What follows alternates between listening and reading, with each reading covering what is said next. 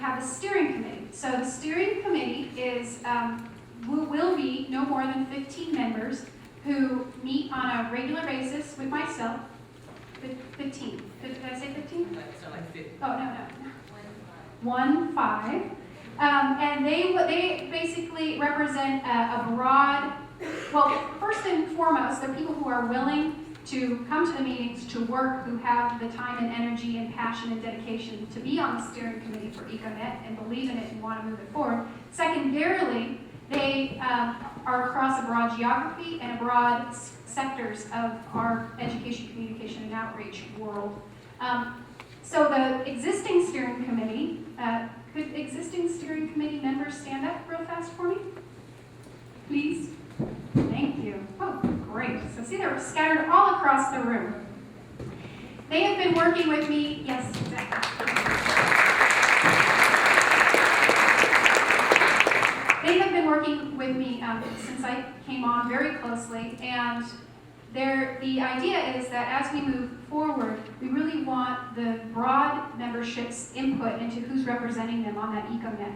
So if you didn't read the statement of purpose that I emailed you, I forgive you, but it is online and obviously in your email boxes. And that explains a little bit more of the roles and responsibilities for all these different parts. But the steering committee is a 3-year term, and 1/3 will be refreshed every year, and you will have a chance to vote on the new members coming in. Now, there will be some vetting of people who are willing to participate on this beforehand, but you will receive an email in the next month with a list of people who are wanting to or be on the empty spots for the steering committee, and you'll have a chance to vote those people with a little bit of a description of what area they come from and what their background is. So look for that in the next few months. And then there's me, the network facilitator, and then there's these 12 local networks, which is the coordination phase, is going to kick those off. So you will all be invited to be a part of one of those local networks. We'll meet on a regular basis, and their goal is to try to dissect what some of the priorities and goals and issues are in their area and see how we might be able to move some forward together. And to help filter the things that we're finding up at this level of the partnership through surveys to help us do that better. So, and there you go. That's what I was just saying. Funny that I came up with slides for that.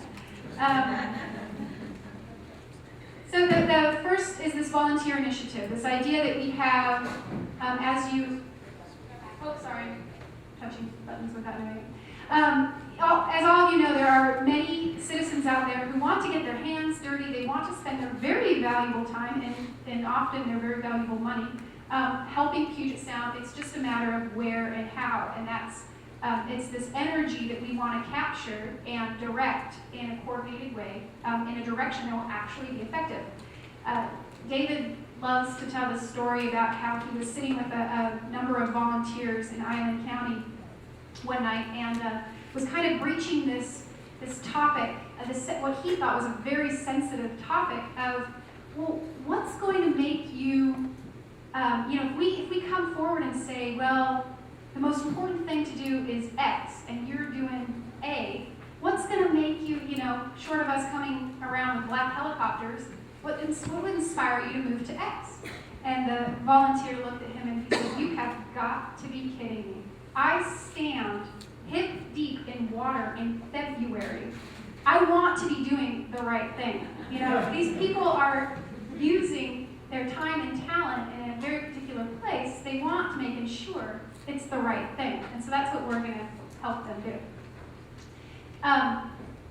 So like I said, the online search engine, and then hopefully, fingers crossed, there will be a grant through the partnership. But that may be another legislative session away. Who knows? But there will be a grant that will help.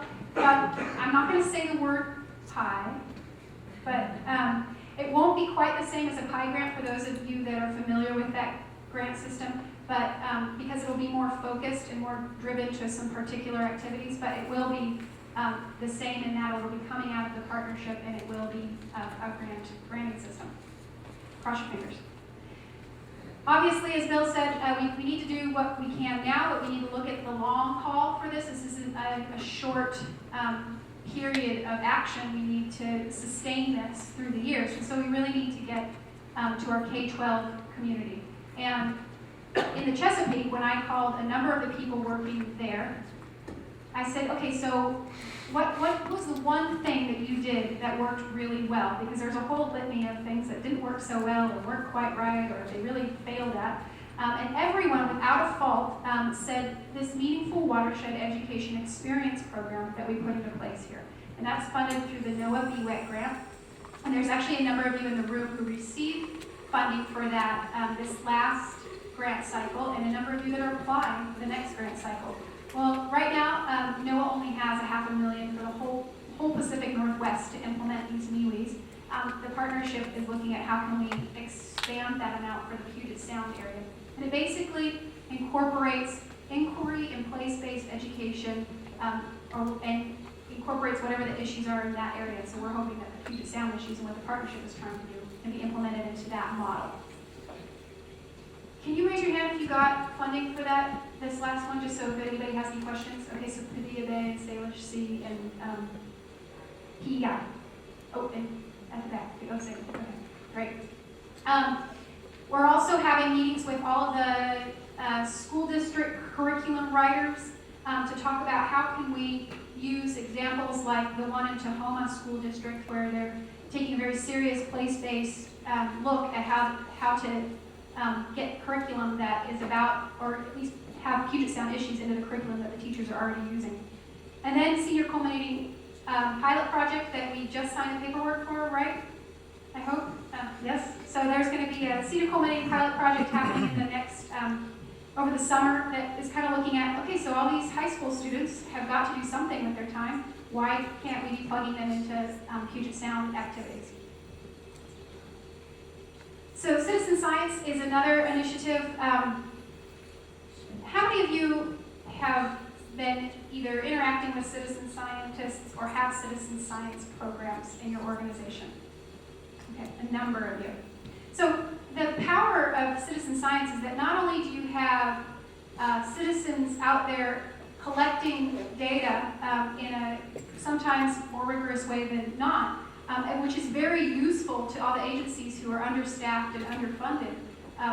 But these people are then caring about their resource. They're in the water in February, and they learn so much more deeply about what is going on in their ecosystem and their resources, and therefore they care more about it. So it's this really amazingly powerful way to get citizens to care and involved. But the problem is that we're all talking about different definitions of citizen science. And so the scientists get really confused, and the educators get really confused when you call a program citizen science.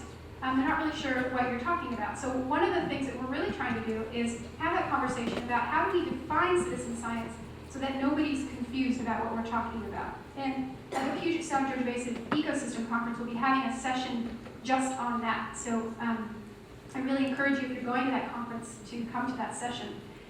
And we have a UW capstone intern who is kind of doing just a bit of a catalog of who is doing a program that they call citizen science and where is the data and protocol and connections for that, because nobody's ever done that. We don't even know all the people that are doing citizen science. And then that last one is a program that I found out of Pennsylvania that is very successful there for giving citizens and citizen science groups the technical assistance they need to making sure that when they're standing in the water in February, that they're collecting the data the right way to where it's very useful, and they've thought this through down the long run. So they've connected that data to be used by an agency or for some resource decision, and they're doing it in a way where it's validly being collected so that the scientists are happy to use it. So that's, if you want to check that out, it's online in detail. It's a great program that we could definitely implement here in the Puget Sound that would use all of the existing efforts and just give them some more support.